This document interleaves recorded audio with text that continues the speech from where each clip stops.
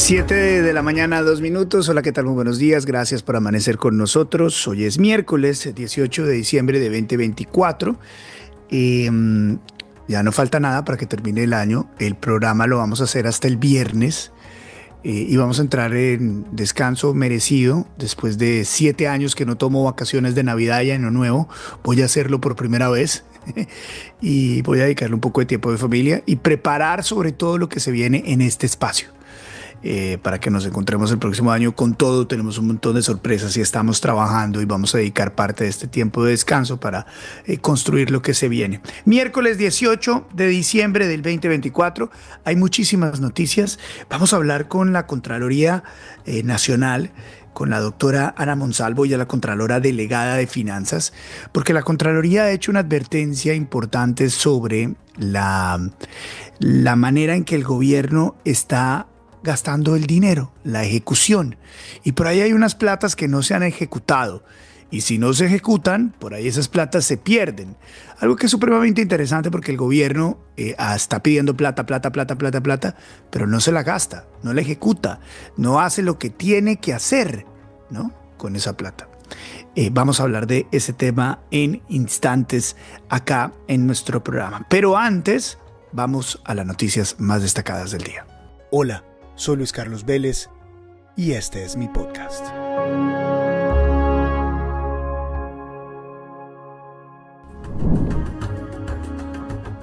Bien, 3 noticias muy importantes esta mañana. La primera es la de la reforma a la salud. La reforma a la salud ha quedado para que hoy tenga sesiones extraordinarias. Ayer hubo cerca de 10 horas de debate intenso, donde hubo la presencia de ministros, donde hubo quejas por la falta del tiempo para la discusión del proyecto, donde hubo gritos, donde hubo regaños, y el gobierno está haciendo todo lo posible para sacar adelante la reforma a la salud, que desde que el gobierno empezó a meterle la mano a la salud, lo único que hemos visto es aumento en las quejas, aumento en las tutelas, falta de giro del gobierno a las entidades de salud.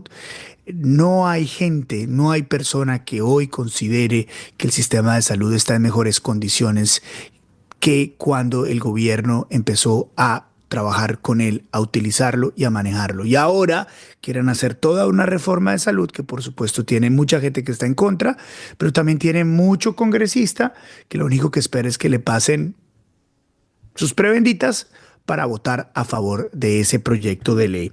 Pues bueno, entre las quejas que hubo ayer, se presentó esta de la señora Jubinado, la representante Jubinado, quien se dio cuenta que había ministros que no debían estar en el lugar. Veamos. Les cuento que la plenaria de la reforma de la salud aquí va muy bien, diáfana, transparente. Está no solamente el sector salud y el ministro de salud, sino que apareció el presidente de Colpensiones, Jaime Duzán, que se está llevando a los congresistas uno por uno a un cuartico allá atrás a hablar con ellos. Está también el ministro de Minas, el doctor Camacho, que también se está llevando a los representantes para un cuartico de atrás y allá se encierran a hablar con ellos, no sabemos qué, pero por fortuna llegó la ministra de Transporte, que tampoco tiene que ver con salud, pero ella sí nos acaba de confesar a qué vino.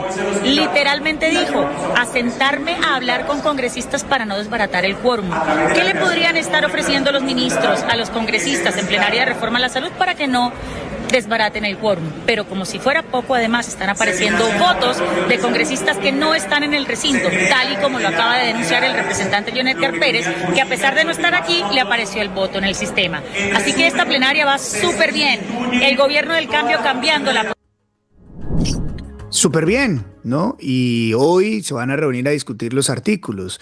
Pero otra de las quejas que hubo fue esta de la representante Arbeláez, de que les estaban dando 2 minutos para que presentaran sus argumentos. Veamos. El Partido Cambio Radical se está retirando en estos momentos del debate de la reforma a la salud por varias razones. La primera, por la falta de garantías. Una intervención de 2 minutos en una reforma tan importante, en una discusión tan importante de cara a los pacientes, de cara al país, es un insulto con los colombianos. Ese es el tiempo que está dando el presidente Jaime Raúl. Pero adicional a eso, pues negaron la posibilidad con nuestros argumentos de archivar la reforma, de aplazar el debate para febrero, para dar una discusión pausada y responsable en las sesiones ordinarias y también negaron la posibilidad de armar una subcomisión, de conformar una subcomisión que permitiera el estudio de más de 500 proposiciones. Pues aquí no tiene sentido estar presente en un debate que ya está cocinado, ya tienen los votos para avanzar, entonces pues definitivamente pues lo más responsable es retirarnos como bancada, ya que no tenemos las garantías para poder dar una discusión seria y responsable como lo está pidiendo además la comunidad científica, los pacientes, los usuarios y todos los actores del sistema. Y eso es verdad. Gremios del sector salud han hecho un llamado para que no se apruebe esta reforma a la salud. Más de 20 gremios del país emitieron un comunicado en las últimas horas en el que le piden al gobierno y al Congreso frenar la reforma de salud. Consideran que no ayuda, que no está funcionando, que la reforma tal y como está planteada no resuelve los problemas fundamentales del sistema. Lo único que quiere reformar el sistema de salud es el gobierno, ¿no? Este sistema lo quiere reformar el gobierno proponiendo unas cosas que no funcionan y este sistema está colapsando ante los ojos de todos. Muy grave. 7-8, segunda noticia. Pues la segunda noticia la protagoniza el canciller Luis Gilberto Murillo, quien en las últimas horas hizo una declaración extraña, porque empezó a mostrar cierta distancia con el presidente. Y para nadie es un secreto que el caso de Daniel Mendoza y su nominación para ser el embajador de Colombia en Tailandia generó mucha prensa negativa en contra del canciller y también muchas críticas en contra del representante de la política internacional de Colombia, por supuesto del doctor Luis Gilberto Murillo. Incluso acá lo cuestionamos. Una persona con un perfil maravilloso, una persona que incluso fue presidenciable, aprobando, arrodillado a lo que el presidente diga sin cuestionarlo. Cuando una persona que supuestamente tiene carácter y formación como el doctor Murillo, debió pararse y decir, no, esto no puede ser, esta nominación no va, y si es así, me voy. Como lo hacen las personas con carácter, o aquellas que dicen que quieren liderar los designios del país. Si no tiene designio el señor Luis Gilberto Murillo, si no tiene carácter para pararse al frente del presidente y decirle no y hacerse a un costado como merece o como merecía ese momento, pues no creo que tenga carácter para ser presidente de la República. De todas maneras, él ha salido en las últimas horas, él siempre una persona educada y de buen tono, ha salido a marcar algún tipo de distancia con el presidente. Esto fue lo que dijo. No han querido compartir. Entonces, si van a dar el debate en esos términos, ahí me tendrán. Y me da pena con el presidente Petro que me salga de la cosa diplomática, pero toca salirse, porque ahora, mire, lo del embajador Mendoza, primero dijeron que habíamos nombrado un embajador, Daniel Mendoza, cuando nunca habíamos nombrado, un beneplácito, nunca estuvo nombrado, dijeron que lo habíamos nombrado. Cuando nosotros vimos esa reacción, yo fui el primero que le dije al presidente Petro, inviable. Todos los funcionarios del gobierno que me contactaron, les dije, es inviable. Porque usted puede estar de acuerdo o no, pero lo que se dijo es interpretado por unas personas de nuestro propio gobierno, que era un tema muy complejo con las mujeres. Dijimos, es inviable.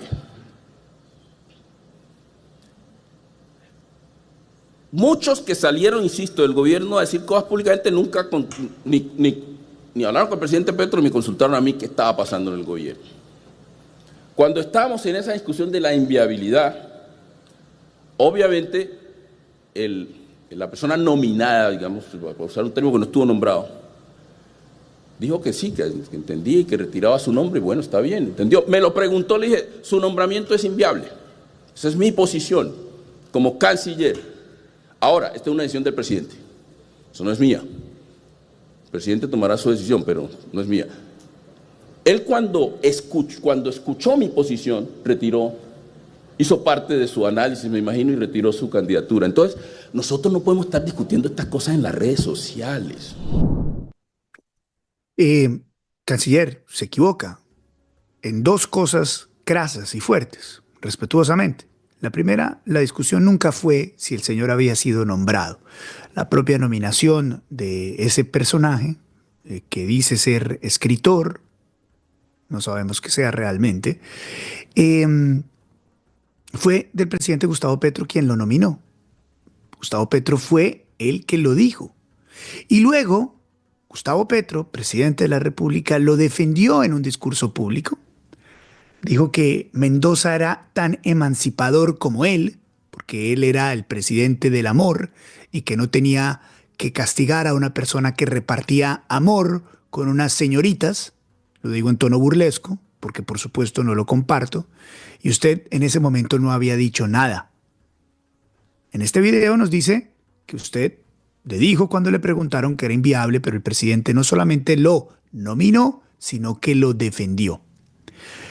Lo que pareciera acá es que el doctor Murillo, claro, estratega, inteligente como es, no se le puede negar, está tratando de salir de alguna manera del gobierno, salir como por este episodio o por otra cosa, por algún tipo de diferencias, porque él tiene aspiraciones políticas. Entonces está tratando de hacer una jugada muy santista, ¿cierto?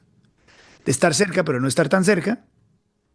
Y es, yo tuve mis diferencias y por eso me salí, y sí soy de la izquierda, pero no soy petrista. No sé qué está buscando hacer, pero esas son las señales virtuosas que hacen los políticos. Bien, cada quien hace lo que tenga que hacer para sobrevivir políticamente.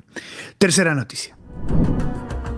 Esta tercera noticia seguramente va a tener algún tipo de repercusiones legales, y es que se ha anunciado que el viernes en Riohacha, La Guajira, Gregorio El Hash va a ser posesionado como procurador general ante el presidente Gustavo Petro. El señor El Hash se va a posesionar, pero no asumirá el cargo hasta el 15 de enero del 2025, que es cuando termina el periodo de Margarita Cabello. Esta es una de esas historias que tiene un trasfondo que luego entenderemos cuál es. ¿Quién sabe si es que están tratando de detener a la doctora Margarita Cabello en algo que tenga pensado hacer de acá hasta que termine oficialmente su periodo?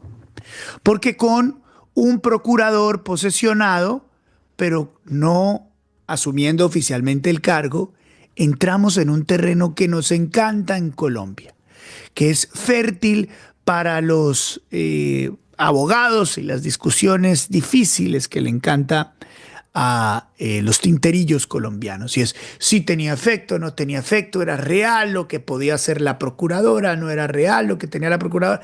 Esto huele a todas luces que es una jugadita del gobierno para inhabilitar, debilitar, cuestionar algún proceder a futuro de la doctora Margarita Cabello. Yo sospecho mucho que esto sea por una buena intención y que tenga algún tipo de objetivo loable. Todo lo contrario. Sospecho, desafortunadamente, que esto tiene que ver con alguna medida que la doctora Cabello vaya a tomar o tenga pensado tomar hasta enero. Y con esto la desactivan, la enredan y genera un precedente horrible. ¿Cómo van a nombrar ya a una persona, la van a posesionar a una persona cuando hay alguien todavía en el cargo durante un tiempo? Inaudito, supremamente extraño. Esto no huele nada bien. 7:16, vamos a la entrevista. Este podcast es una presentación especial de IES. Imagina lo extraordinario, tecnología e innovación que protege su hogar. www.ieswindows.com. Ingrese a www.ieswindows.com. Muy bien, está con nosotros hasta ahora la Contralora Delegada de Finanzas, la doctora Ana Monsalvo. Y es que la Contraloría General de la República ha hecho varias advertencias sobre la manera en que se está gastando el dinero Colombia y la manera en que se está ejecutando el presupuesto. Doctora Monsalvo, gracias por acompañarnos. Buenos días. Buenos días, Luis Carlos. Un saludo especial para ti y para todas las personas que se encuentran conectadas hoy en Vélez por la Mañana. Muchas gracias, doctora Monsalvo. Quiero preguntarle por qué la Contraloría está preocupada por la baja ejecución presupuestal. ¿Qué consecuencias puede tener esto? Bueno, nosotros hacemos un monitoreo permanente al presupuesto general de la Nación y nos preocupa precisamente por el desarrollo económico del país y las inversiones que se puedan realizar en materia social en Colombia. Entonces, permanentemente hacemos un seguimiento a lo que es la ejecución presupuestal desde la Contraloría General de la República.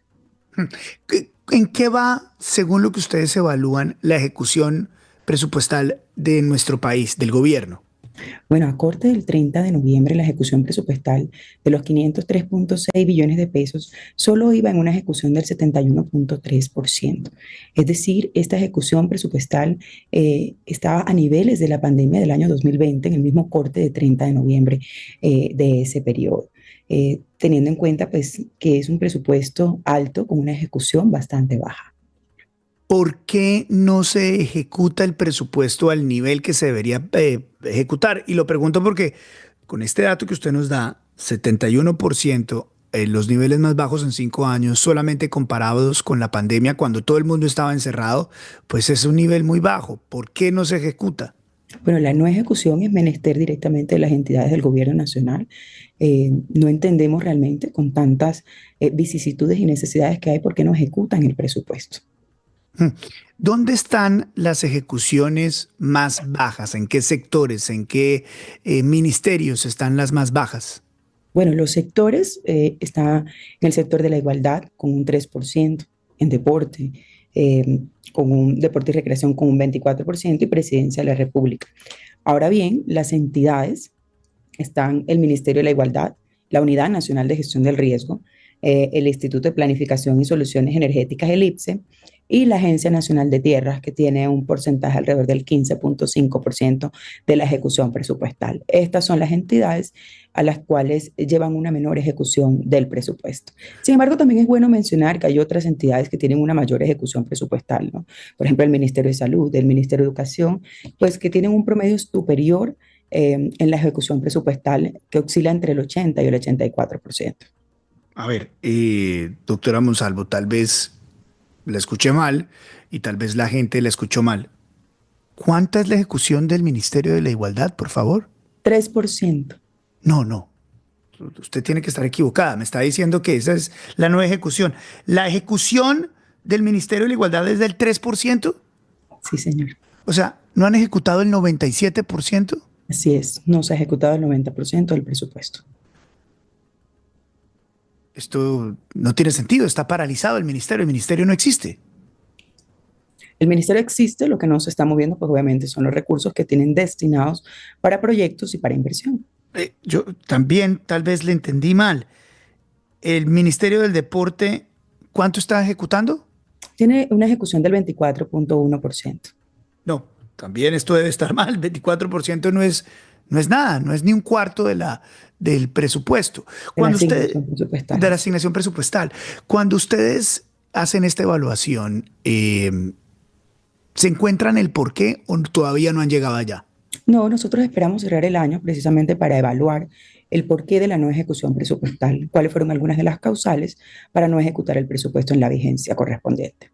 Señora Monsalvo, también hay un capítulo interesante en este reporte de la Contraloría y es sobre inversiones. ¿Cómo está la ejecución de las inversiones en Colombia? Es importante mencionar que el presupuesto tiene tres partes, ¿no? El funcionamiento, la deuda y la inversión. Inversión corresponde, pues, obviamente a todos los proyectos que distribuye el gobierno nacional. En este rubro, por decirlo de esta manera, se han destinado a los 503 billones de pesos, 100 billones de pesos.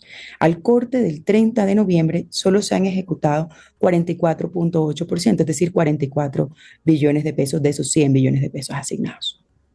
No, aquí también, doctora Monsalvo, esto tiene que ser un error. ¿Cómo así que en términos de inversiones solo hemos ejecutado 44 billones de los 100 billones que están asignados? ¿Hay alguna respuesta para esto?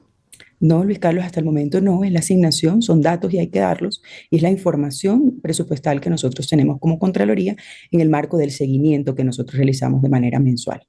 Aparte de una eventual inoperancia, negligencia, estas son palabras mías, no suyas, inoperancia, negligencia, desconocimiento del manejo del Estado, ¿qué puede pasar?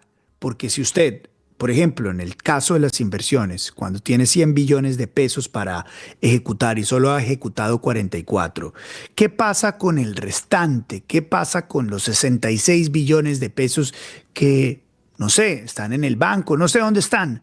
¿Qué pasa con esa plata? ¿Se puede perder? Bueno, esos recursos pueden constituirse en pérdidas por apropiación o se pueden constituir en reservas presupuestales. Las reservas presupuestales se constituyen siempre y cuando existan compromisos por parte del gobierno nacional para dejarlos para la vigencia siguiente. Pero si no existen estos compromisos presupuestales para constituir las reservas, pues se constituirían pérdidas por apropiación, es decir, recursos que no entrarían en el presupuesto de la vigencia siguiente y no se ejecutarían tampoco en esta vigencia. Pérdidas por apropiación. O sea, si no Así es. se le da el manejo contable que corresponde, ese podría ser un dinero que eventualmente se nos pierda a los colombianos. Más que un dinero es un cupo, ¿no? Recordemos que el Sí. presupuesto es un cupo. Entonces sería un cupo que no se asignó y que no estaría ejecutando el gobierno nacional.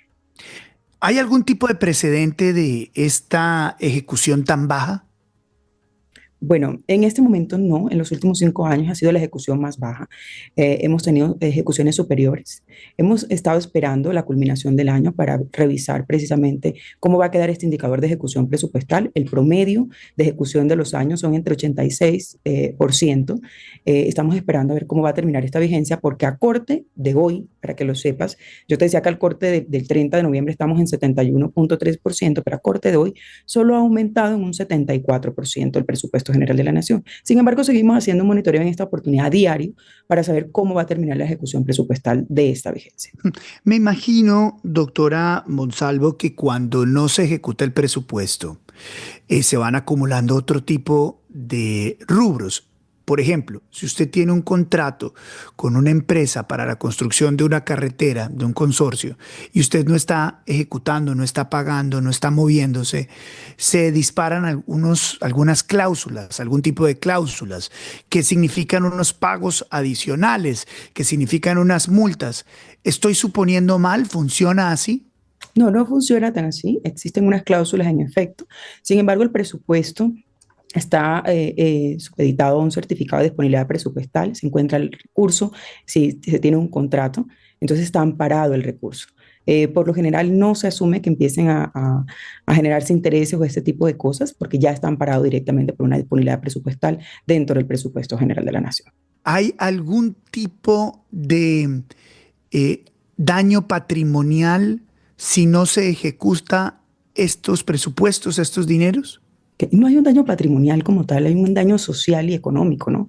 Recordemos que por cada peso que invierte el Estado, 2 pesos coloca el sector privado y esto pues dinamiza pues obviamente la economía. Cuando se dinamiza la economía hay mayor crecimiento económico y por ende mayor crecimiento social y así un mejoramiento de la calidad de vida de los colombianos. Entonces lo que llamamos nosotros es precisamente hacer las inversiones para mejorar la calidad de vida de los colombianos. Es decir, lo que usted nos está diciendo es, puede que no haya detrimento patrimonial, pero lo que hay es realmente la pérdida de la oportunidad que estas inversiones generarían para el pueblo colombiano en su bienestar, en su generación económica, en el crecimiento económico de la nación. Así es, en el mejoramiento de los indicadores de pobreza y en el desarrollo pues, de todos los colombianos, en el mejoramiento de empleo y de toda la dinámica económica que esto conlleva. Cuando ustedes presentaron este documento que fue esta semana, hicieron esta alerta, alguien levantó la mano y dijo, uy, no se preocupen, señores Contraloría, nosotros vamos a arreglar, o alguien les dijo, uy, esos números están mal. ¿Hubo algún tipo de reacción por parte del gobierno? No, no he visto en ningún momento que haya habido una reacción por parte del gobierno. Nosotros tenemos unas cifras claras. Nosotros tenemos un reporte directo del Ministerio de Hacienda aquí en la Contraloría General de la República. Y si tú quieres consultar, nuestros datos son actualizados cada 12 horas. Si tú quieres ver el reporte de presupuesto, Luis Carlos, ya que tú estás muy interesado en esos temas, nosotros tenemos una plataforma disponible que es www.contraloría.gov.co y ahí puedes encontrar abajo el Observatorio de Vigilancia y Control Fiscal, donde encuentras en este observatorio la ejecución ejecución presupuestal, como te digo, actualizada cada 12 horas. Esa información es directa del CIF, del Ministerio de Hacienda, una información real de lo que pasa en todos los sectores y las diferentes entidades del gobierno nacional. Doctora Monsalvo, una última pregunta. Si este presupuesto no se ejecuta, ¿puede haber algún tipo de sanción? ¿Esto puede derivar en que otra agencia del Estado inicie una investigación? ¿Algo? ¿Esto en qué termina? No, no, no. El presupuesto, lo que te digo, tiene un impacto pues, económico en el desarrollo económico, en el desarrollo social. No termina una investigación como tal, porque definitivamente los recursos se cortan a una vigencia. Pero sí, en una alerta, pues obviamente desde la Contraloría General de la República, hacerle un seguimiento permanente y un monitoreo a la ejecución presupuestal de las vigencias siguientes. Le voy a hacer una pregunta. Si quiere, no me la responda. Entonces, ¿para qué el gobierno quiere una reforma tributaria si no se gasta la plata y tiene el 71% del presupuesto gastado, ejecutado, y en términos de inversiones no llega ni a la mitad? ¿Para qué quieren más plata? Bueno, esto es una excelente pregunta y te digo que no hay que satanizar las reformas tributarias. Lo único de las reformas tributarias es que nosotros llevamos en 20 años 12 reformas tributarias que no han cerrado las brechas del país. Y esto es importante mencionarlo porque la reforma debería ser mucho más estructural. Ya eso lo ha comentado el Contralor, el doctor Carlos Hernán Rodríguez. Ahora bien, recordemos que el presupuesto es anualizado, ¿no? Entonces yo me gasté el cupo de este año y viene un cupo para el siguiente año, con unas coyunturas totalmente diferentes y unas dinámicas económicas diferentes. El próximo año viene una dinámica diferente y por eso, pues obviamente el gobierno nacional pide una reforma tributaria para ampliar la cobertura de sus programas sociales y lo que ellos quieren hacer.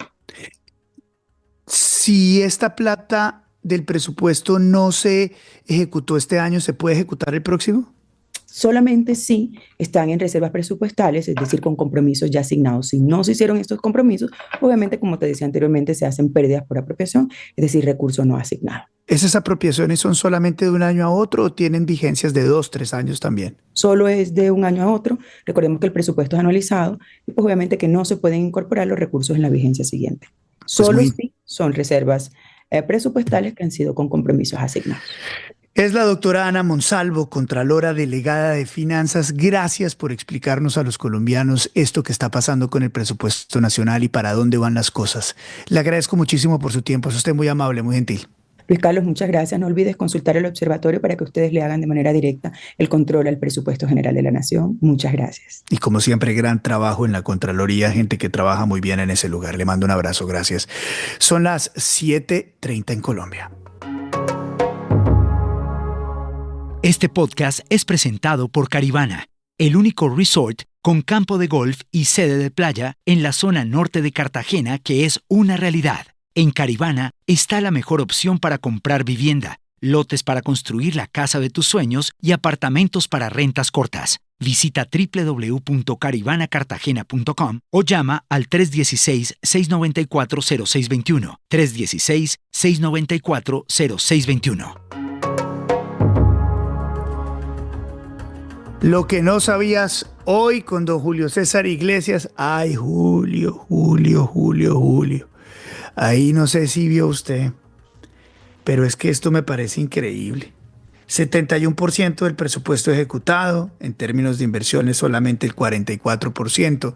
Nos piden plata y reforma tributaria, pero lo que me queda sonando de lo que dice la doctora Monsalvo en su análisis, no solamente es la demostración de la negligencia del Estado, la falta de manera de ejecución, pero tengo dos hipótesis, o tengo una hipótesis.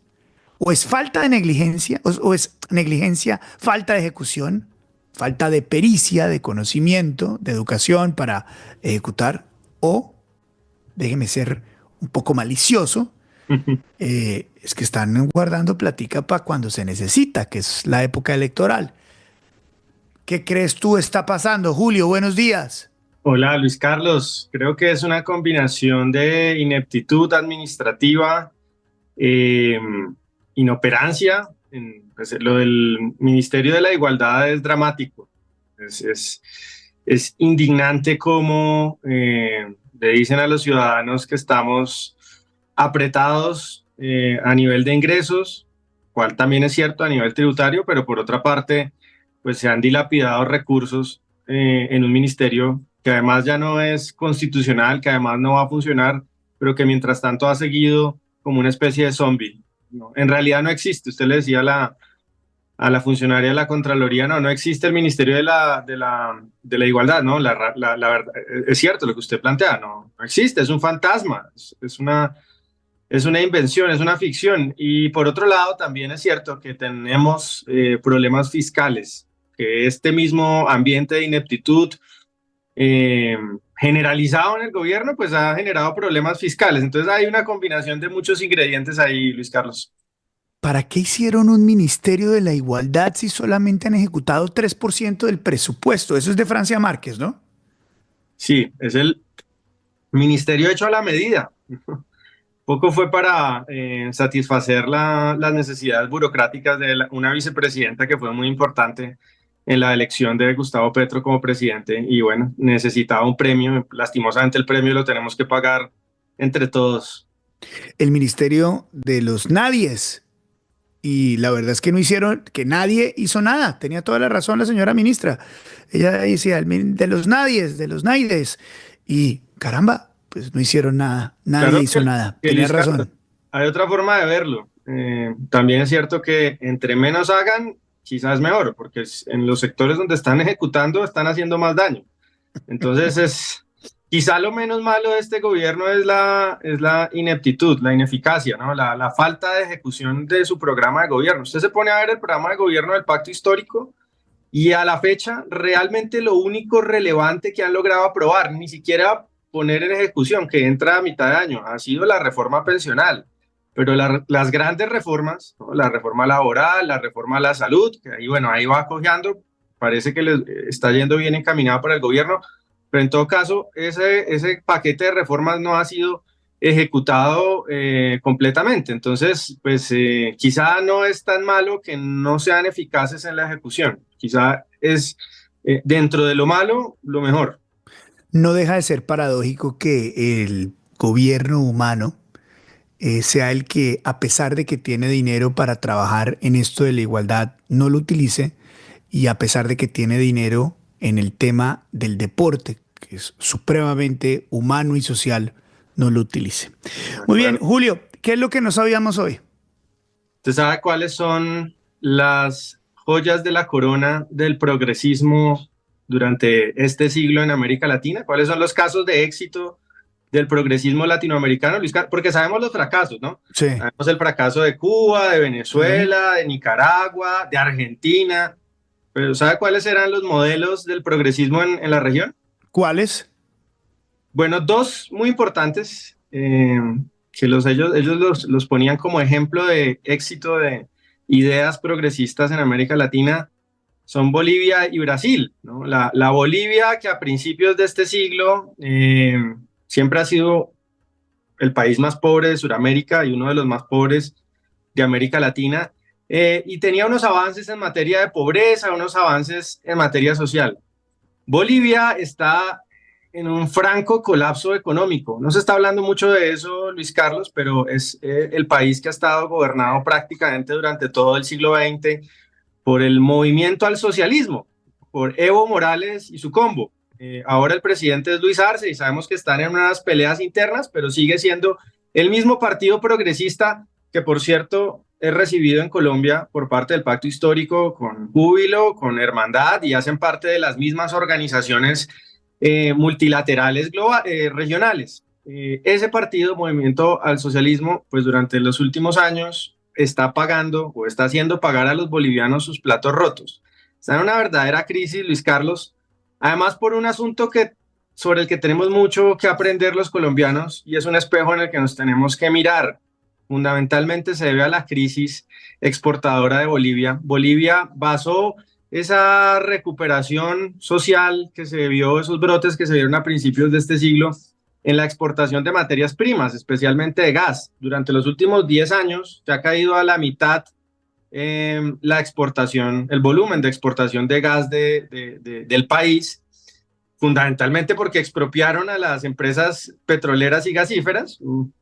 Vaya que comienza a haber unas similitudes. Espantaron la inversión en el sector de hidrocarburos, como nos quieren hacer creer acá que es buena idea. Espantaron esa inversión y la producción de gas de Bolivia se vino a la mitad y ahora están pagando, insisto, los platos rotos No hay dólares en Bolivia, ya tienen un mercado de dólares paralelo, está el cambio oficial de dólar al boliviano y aparte hay un dólar 60% más caro.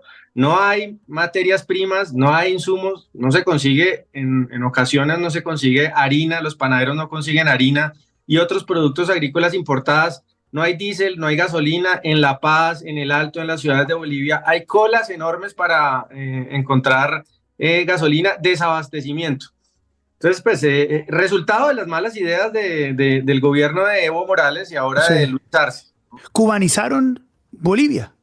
Es un absoluto fracaso. De eso no llega mucha información, me parece, Luis Carlos. Estamos un poco sedientos de información de lo que pasa en Bolivia.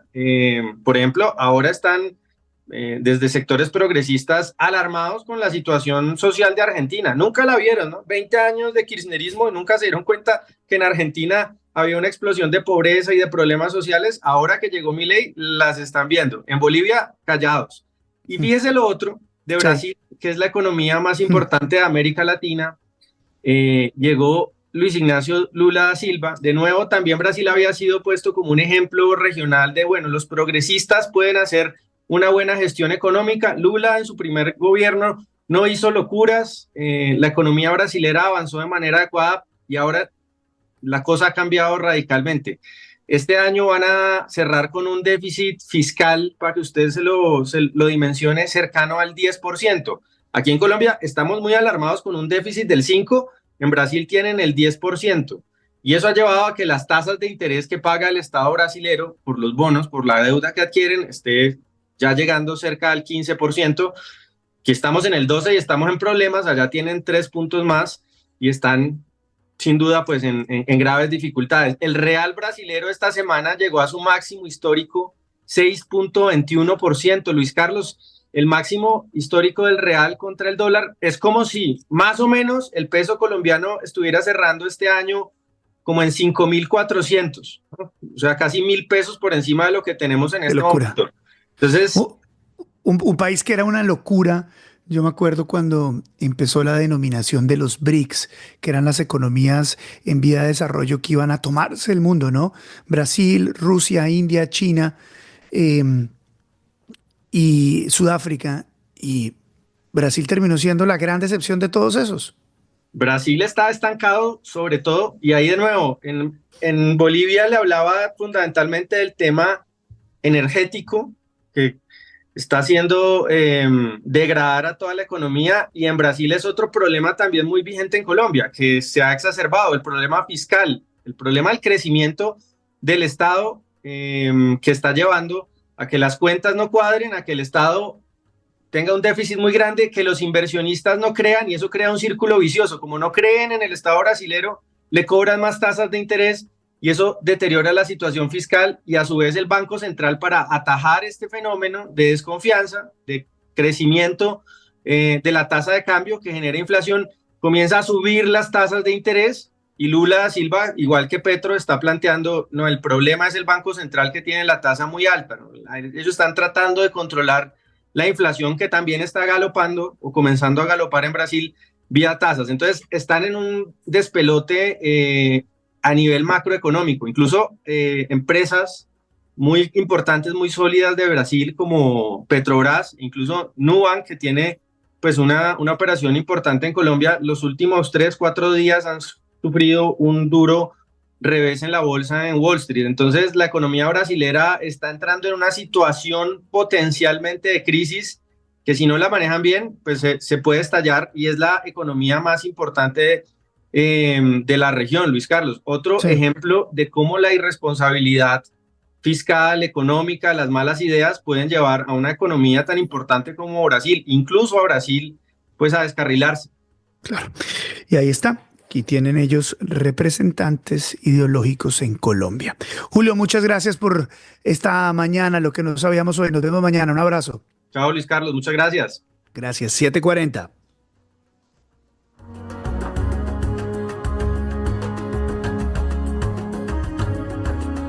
Y lo que tenemos que tener en cuenta esta mañana en términos de mercados, en inteligencia de mercados. Don Felipe Campos, ¿qué tal? Muy buenos días. Hola Luis Carlos, un saludo a todos. El capítulo de hoy se llama Un paseo por las nubes y no se me ha olvidado que hoy es miércoles de dólar. Hace 8 días hablamos de que el dólar se podía estabilizar y bajar hacia los 4.300 pesos. Afortunadamente se terminó dando eso y hoy quiero hablar un poco de este paseo por las nubes que arrancó en junio con las elecciones mexicanas y que nos tiene pensando si vamos a ver el dólar por encima de 4.400 o 4.500 pesos. Nuestra opinión es que por ahora se va a estabilizar hasta que llegue más información. Probablemente en enero llegue la información más importante. Pero ¿qué pedazos de información nos faltan para definir si el dólar puede irse a viajar más arriba de los 4.500 pesos? Tenemos la reunión de la Fed hoy, donde se espera que baje tasas, pero la gente no le está creyendo a la Fed. La Fed comenzó a bajar tasas desde septiembre y mientras tanto las tasas de interés en Estados Unidos se han disparado, igual que el dólar. O sea, que el mercado dice, sí, yo espero que usted baje tasas, pero creo que se está equivocando, porque creo que usted no tiene controlada la inflación. Después tenemos al Banco de la República, donde se espera el viernes que baje tasas 50 puntos básicos. El banco no la tiene tan difícil para el tema del dólar y yo creo que se van a dar los 50 puntos básicos. La tiene el próximo año muy difícil, porque ya los eventos que pasaron en Brasil nos mostraron que un banco no puede bajar tasas rápido si no hay juicio fiscal. Los dos tienen que ser ordenados. Y en Colombia se necesita que haya juicio fiscal para que el banco baje tasas más rápido, eso todavía no lo sabemos. Pero comenzando el próximo año vamos a tener la posesión de Trump, vamos a ver con qué llega en términos de guerra de tarifas, que es muy importante para ver si el dólar se va a disparar en el mundo adicionalmente, y vamos a tener el esperado anuncio de Standard & Poor's sobre Colombia. No hay un calendario para lo de Standard & Poor's, es una expectativa que los analistas hemos creado que de repente ya Standard & Poor's va a tener toda la información para hablar en enero. Entonces todavía nos faltan varias semanas para probar si vamos a ver dólar por encima de 4.500 pesos. Mi opinión es que si después de enero ya no vimos dólar por encima de 4.500, el dólar va a descansar por un buen tiempo, porque yo creo que la inflación en Estados Unidos se va a calmar y los eventos se van a estabilizar bastante. 7 de la mañana, 42 minutos. Don Felipe, muchas gracias. Miércoles de dólar. Doctora Cristina Plazas, ¿qué nos la sorprende hoy? ¿Qué tal? Buenos días. Muy buenos días, Luis Carlos, y a todos los que nos siguen. Hoy no me sorprende que el gobierno de Gustavo Petro tampoco sea el de los estudiantes. Luis Carlos, no me sorprende además que una de las personas que más sabe de educación en Colombia, un experto total, Julián de Zuviría, haya vuelto a alertar sobre la preocupante situación de la calidad educativa en Colombia. Mire, Luis Carlos, escribe una columna demoledora, mejor dicho, aterradora. Le voy a dar un resumen. Lo primero que dice es que el Ministerio de Educación enfrenta una grave crisis debido a la designación de personas sin experiencia en el sector. Fingamos sorpresa, el ministro de Educación no tiene ni idea de educación.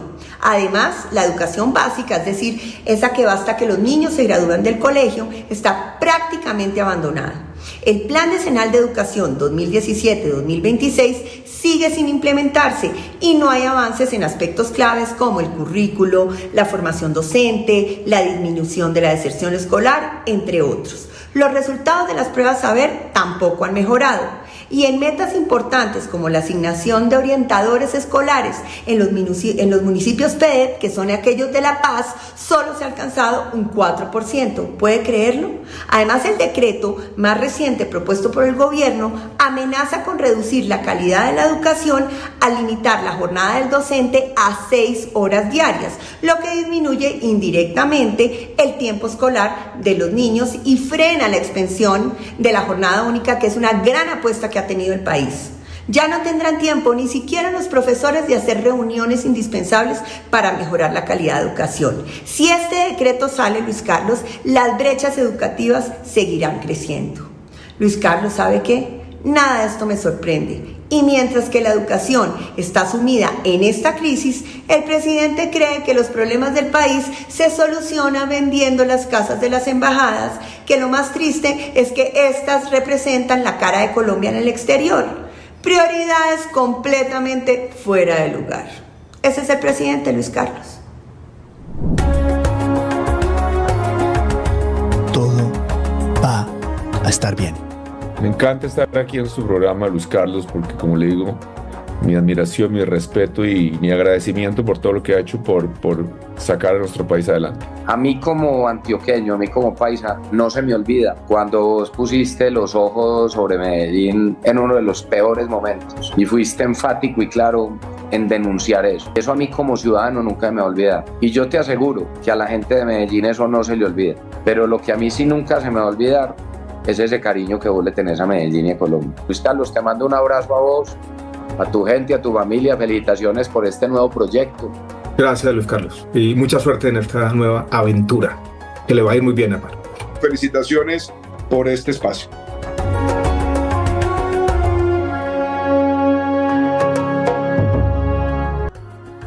Siete de la mañana, 46 minutos. Vamos a la videocolumna, las opiniones acá en nuestro programa. Hoy es el turno de Juliana Velázquez. Buenos días. Hola Luis Carlos, buenos días. Hablemos de la reina indiscutible de este gobierno, la corrupción. Todas las semanas hay un escándalo nuevo de corrupción descarada, pero también de clientelismo, de uso de cargos públicos para pagar favores a personas no solo no preparadas, sino agresoras con los colombianos, tanto así que sus nombramientos representan un insulto para nuestra identidad. Criminales, desagradables, denigradores de mujeres, por poner un ejemplo. Según la Contraloría General de la República, las irregularidades en los contratos públicos han comprometido más de 6.5 billones de pesos en los últimos 18 meses del gobierno actual. Casos como el de la UNGRD, el Ministerio de la Igualdad, la cantidad de nombramientos que deben reversarse por escándalos o los intereses turbios y claramente electorales de las reformas que se han tramitado en el Congreso. Todo esto habla de las prácticas corruptas y el estilo tramposo de este gobierno. La corrupción no es solo un tema de plata, es un tema de principios colectivos. La corrupción destroza la confianza en el liderazgo político en las instituciones públicas, le roba la esperanza a nuevas generaciones y le quita el incentivo al aparato productivo a contribuir con sus impuestos al funcionamiento del Estado. Todo eso suena muy horrible, pero más horrible ha sido nuestra indiferencia. Y es que la corrupción no ha sido un tema de este gobierno. Nos hemos acostumbrado a la corrupción. ¿En qué momento consideramos práctico y tolerable ver robar en nuestras caras? Déjeme contarle un bonito ejemplo del despertar de la ciudadanía en contra de la corrupción. Nosotros en Medellín, en un pasado oscuro y cercano, tuvimos un alcalde, en mi opinión, perverso, con un presunto entramado de corrupción enorme. El sector privado y las organizaciones sociales se unieron en 2020 para crear la Veeduría Ciudadana de Todos por Medellín, la cual ha presentado varias denuncias de corrupción que han desembocado en imputaciones claves en contra de exservidores y contratistas. Pero sobre todo ha generado conciencia ciudadana sobre hechos cotidianos de corrupción que merecen una gestión individual y colectiva de denuncias que finalmente detonen acciones palpables en contra de los corruptos y sus ayudantes. Las veedurías no participan en política ni hacen control político. Hacen control ciudadano al cuidado de lo público. Esto permite que en una veeduría quepamos todos, sin excusas. Luis Carlos, nos hemos vuelto en exceso cobardes e indiferentes frente al flagelo de la corrupción. Dos miradas nos tienen congelados en la inacción. Uno, creer que el problema es tan grande y complejo que es imposible de solucionar. Y dos, no saber por dónde empezar.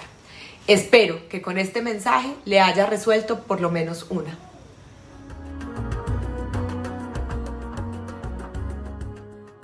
Nuestro programa El Minuto del profe Carlos Antonio Vélez. Viene otra final del fútbol colombiano. Profe, ¿qué tal? Buenos días. Hola, buen día. Ya habíamos visto el Balón de Oro en manos de Rodri y Vinicius lamentándose. Ahora es Vinicius el propietario de The Best, que es el que podríamos llamar trofeo FIFA. Es un trofeo que escogen los capitanes de selecciones nacionales, los técnicos, algunos periodistas designados y el 25% de votos populares.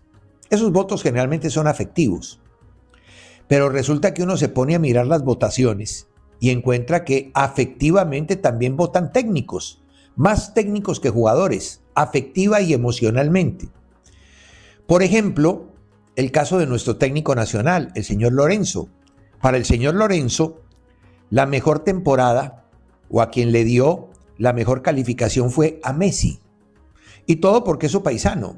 Messi en esta temporada no merecía nada porque no había ganado nada. Es que The Best, y lo hemos dicho varias veces, no es un trofeo a la vida y obra. No, es a la última temporada, que se ganó, que se hizo bien, etc. Y el amigo votó por Messi, Bellingham y Vinicius en ese orden. James más bien fue mucho más inteligente y más real. James votó por Vinicius, Carvajal y Bellingham. Correctísimo voto. impecable voto. Pero también Bielsa, Becasese, todos esos técnicos argentinos, Gareca y demás, votaron por Messi. El paisanaje, el corazoncito, por encima de lo eminentemente deportivo. Hoy, final de la Intercontinental, a las 12 del día, Real Madrid con De Best y compañía enfrentará al Pachuca, equipo mexicano que tiene a un colombiano, De Osa. Venía siendo titular, pero en los últimos partidos ha ido como alternativa y entró en un juego decisivo frente a Botafogo y no solamente marcó gol, sino que fue pieza preponderante. Y hoy tendremos la primera final Tolima Nacional. Ojalá sea en paz. No importa que no jueguen bien, pero que sea en paz, por favor. 7 de la mañana, 51 minutos. Bien, es hora del editorial de nuestro programa. Dos temas para el editorial. El primero, el presidente Gustavo Petro sorprendió en las últimas horas con el anuncio de, que va a vender Colombia las casas de las embajadas de nuestro país, las casas ostentosas que sirven de residencia para los embajadores. El presidente publicó un trino. ¿Qué significa la venta de estas embajadas, de estas casas de embajadas? ¿Y cuánto vamos a tener que pagar por una residencia de embajador entonces de ahora en adelante en cada uno de esos países? Porque pasar de tener una casa, ¿cierto?, un activo que le pertenece al Estado, a entregarlo para empezar a pagar arriendo no hace mucho sentido financiero en estos momentos, sobre todo en esas casas y en esos departamentos que se obtuvieron hace un tiempo y que representan y hacen parte de los dineros del país. Mire, esto es meramente populista. No soluciona absolutamente nada, corta por lo bajo, porque si la venta de esas casas realmente significara una inversión para los consulados, vaya y venga, pero eso no va a pasar, y mucho menos con los representantes que Colombia está teniendo en el país a manera internacional. Acabamos de salir de todo el escándalo de Daniel Mendoza, ¿no? Entonces, ¿qué? ¿Vamos a vender los activos del Estado para darle salarios a tipos como Mendoza? ¿Eso es lo que quiere el país? Creo respetuosamente que es una determinación equivocada y no me sorprendería que entes como la Contraloría empiecen a investigar, a analizar y sobre todo a expresar la preocupación sobre un posible detrimento patrimonial. Estoy seguro que eso ocurrirá en los próximos días. Parte 2 del editorial. El presidente Gustavo Petro ha hablado en repetidas oportunidades sobre golpe parlamentario. En las últimas horas dio un mensaje que dejó a todos preocupados porque es otro eufemismo del golpe blando, esto de golpe parlamentario. El presidente Gustavo Petro dijo que hay que prepararse para el golpe parlamentario y toda su maquinaria de comunicación está alimentando esto de golpe, exacerbando a los incautos que no entienden muy bien cómo funcionan las cosas en el país. Así lo mostró en las últimas horas RTBC. Y mucha atención, el año entrante habrá golpe parlamentario. Así lo acaba de denunciar el presidente Gustavo Petro, quien llama al pueblo a estar listo a defender el voto popular. Cristian Sandoval, buenas tardes y adelante.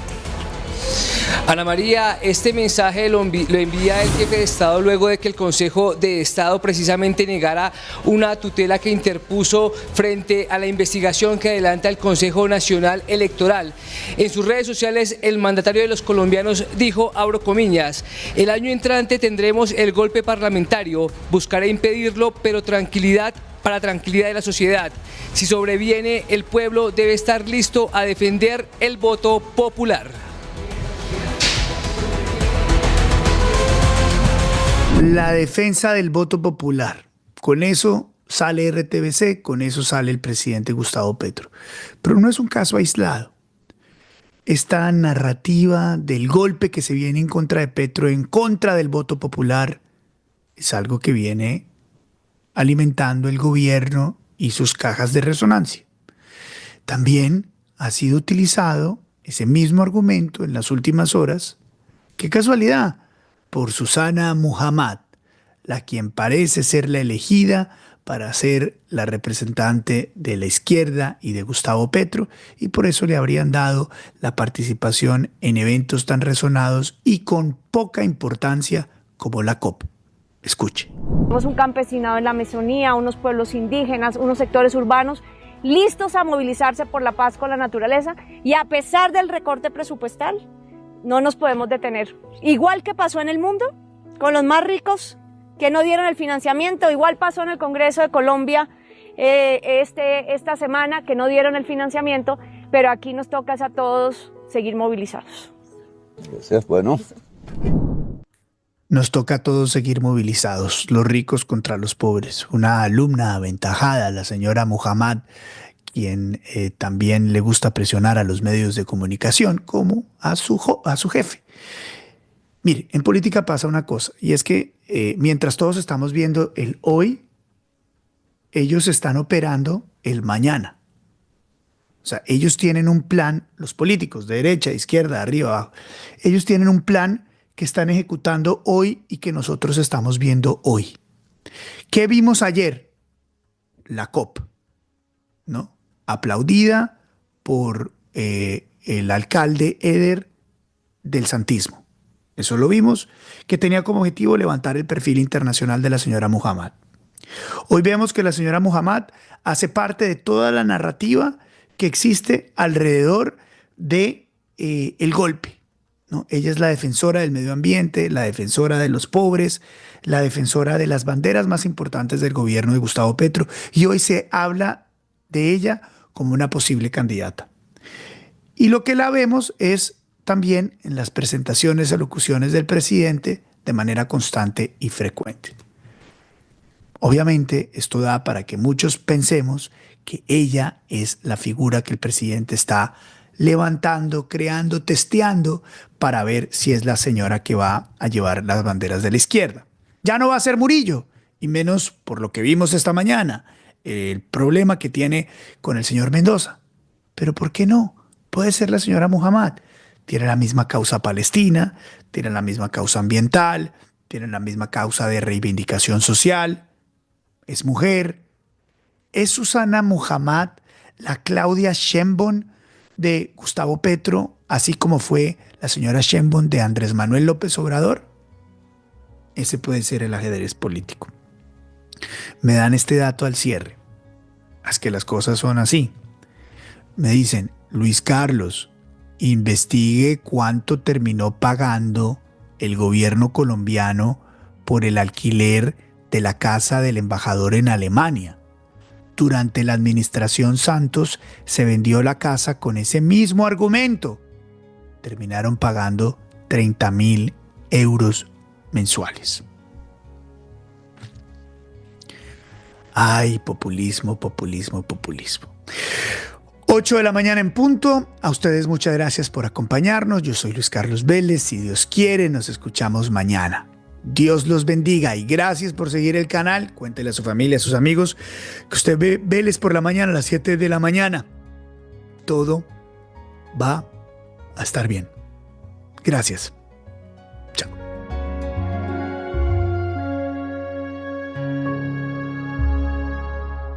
Este podcast es una producción de Visimiria. Producción periodística, Lewis Acuña. Producción de audio, Luis Martínez. Música original, Miki de Narváez. Este podcast es presentado por Caribana, el único resort con campo de golf y sede de playa en la zona norte de Cartagena que es una realidad. En Caribana está la mejor opción para comprar vivienda, lotes para construir la casa de tus sueños y apartamentos para rentas cortas. Visita www.caribanacartagena.com o llama al 316-694-0621. 316-694-0621. Este podcast es una presentación especial de IES. Imagina lo extraordinario, tecnología e innovación que protege su hogar. www.ieswindows.com. Ingrese a www.ieswindows.com.